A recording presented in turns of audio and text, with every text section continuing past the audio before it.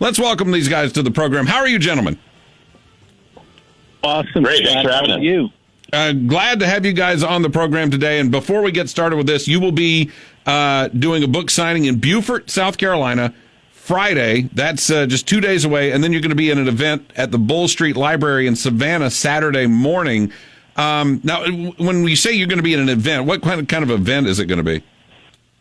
So Mike and I really get a chance to interact with the true crime community because everybody's got a story. Minimally, everybody has seen Law and Order or has listened to podcasts and such. And so we really interact. We hand out some free bookmarks. We sign autographs, and we'll actually be at Macintosh Bookshop on Bay Street. And Scott, you may know that area. It's real close to Archer Creek, where Alex Murdaugh's son, Paul, of course, was accused of driving the boat that killed a young lady. And then after that, from 5 to 6:30, we will take questions and do a chat at the Beaufort bookstore on Boundary Street in Beaufort. What led to this subject of a book? What started this? Where was the germ for this? So real quick, and then Mike can chime in, my wife attended the Murdaugh trial, went on a buddy trip with a fellow photographer. They just intended to take beautiful pictures of the Low Country, maybe do a coffee table book. They got sucked into the trial, and then my wife met dozens of other true crime fans, some of which wanted to put the puzzle together, and some of which had been through some trauma. My wife had been to a trial 25 years earlier where her aunt's husband was convicted of a heinous crime, and so she felt empathy for Alex's brothers and sisters, and also son. And then we got Mike involved. So, Mike, what was your involvement in this? Yeah, so Neil and I have been working together for 25 years now. He was my first boss back in Augusta, Georgia, back in the early 2000s. And so he reached out to me and he said, "Hey, Melissa just got back from the Low Country. She took a lot of great pictures, a lot of great video. Why don't we do another documentary on the Alex Murdaugh case?" And I immediately shot him down and I said, "Man, that's been done before. It's all over Netflix and HBO." But after he told me about these really interesting characters that Melissa encountered down there, these trial watchers, I said, that's the story here. And so it started as a documentary series, and then it morphed into this book because of Neil's experience, of course, with Behind the Doors of Justice and Becky Hill there in Colleton County. It's almost like, you have people who want to watch the concert on TV on pay-per-view, and then people who have to go to the concert. We've kind of become a nation of trial watchers on TV, thanks to Court TV and that kind of thing. I mean, I remember going back to the Scott Peterson trial, and my mom wouldn't stop talking about the Scott Peterson trial when it was going on, and Lacey Peterson and all of that. What is it that fascinates us about this? We interviewed a media psychologist who has studied this issue extensively, and by and large, the true crime fans are women, and that's for a number of reasons. Number one, they're very principled. They want to see the bad guy go to prison and the good guy prevail. They want to put the pieces of the puzzle together. In some cases, they are looking at these trials as a blueprint about how to avoid becoming a victim of a crime themselves. So they watch the testimony and listen to the witnesses and learn how to protect themselves. Let me step into some bad territory here, and I'll be the guy to do it, and you don't have to. But some of these women also feel like they can redeem some of these people. Yeah, I knew you. Yeah, very possible. Yes. I mean, because my wife would hit me over the head if I responded in the affirmative. But we know Alec Murdaugh has gotten letters to that effect. We know Ted Bundy got letters to that effect. Listen, there's some people that went to that trial that believe that he's innocent, and they believed his testimony, and it's a free country. And it's funny you say that about watching concerts and all. It's kind of like going to a live sporting event and you don't know what's going to happen at the end. You're at the edge of your seat. It's suspenseful, and you just want to put the puzzle together. You want to see it through to the end, and that's kind of the fascination, I think. Now, we're interviewing Neil Gordon. We're talking to Neil Gordon, Mike Pachenik, Trial Watchers is the book that's out. And one of the things, though, about these trials is when you do actually watch them on television, they're not nearly as exciting as they are on Law and Order or, as they were back in the day on Perry Mason. You don't get the gigantic confession on the witness stand. So what type of person can sit through all of that? Wow. I think it's people who are... Great question. What we discovered, and by the way, this is an anthology book of a lot of different people's stories, and we interviewed one lady from West Virginia who works remotely for one of the big insurance companies, and she said, and my wife did this too when she was editing pictures, everyone just sort of has court TV or Law and Crime on they got two screens. The left screen has got the trial and the right screen is their work, and they multitask. And that's the kind of, women are multitaskers anyway. Sure. Let's face it, Scott. I mean, we can't really walk and chew gum at the same time. No, but they're jugglers. Yeah, they can do a little bit of everything.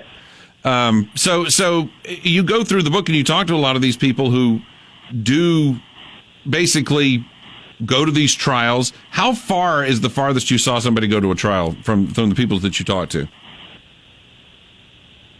We had somebody that upstate New York, right? All the way down to Cobb County. Long Island. Staten Island down to, did you say Cobb County? Carlton County, down to the Low Country. Oh, they came down for the Murdoch trial. Oh, okay. Wow. Yeah, and then we not only that, they loaded the car with their kids and their dog. They came down. And we met a lady from Kansas City who worked in the, she said, listen, I'm retired. I've got a little money set aside. I paid for plane ticket. I got a hotel. I did feel a little bit weird. But then when I got to Colleton County, it just seemed like I was home. It was just, tents were set up. There were food trucks. She didn't know if it was kind of a circus or a carnival, but she met like-minded people. And that's what we really found. And then the other part, Scott, I was going to mention is there's an enormous true crime community online. I mean, there are some Murdoch Facebook groups with 50,000 members in it, and they're just shooting theories back and forth. It's funny you say that because tomorrow we're going to have an interview with Dale Julin, former WJCL anchor, who has written a book about the Zodiac crimes, and he has come up with a solution to all of this. And I've done kind of the same thing in getting a copy of that book. I've gone through the internet and seen all of these communities with all of the suspects and the evidence. We really have a bunch of a nation full of armchair investigators out there. No question about it. I mean, in fact, we had some people who were wannabe attorneys that wanted to be in forensics and study it in school, but life got in the way. They had a child. And so this is their way of dipping their toes back in the water of something they were really passionate about. And listen, when people come out, to Macintosh, books at noon on Friday through 4, or Beaufort, 5 to 6:30, or Saturday, 11 to noon at the library on Bull Street. We want to hear everybody's stories. It's a community. We have a website, and we encourage people to share their stories because we want to continue the process to live even beyond the book. Yeah, absolutely.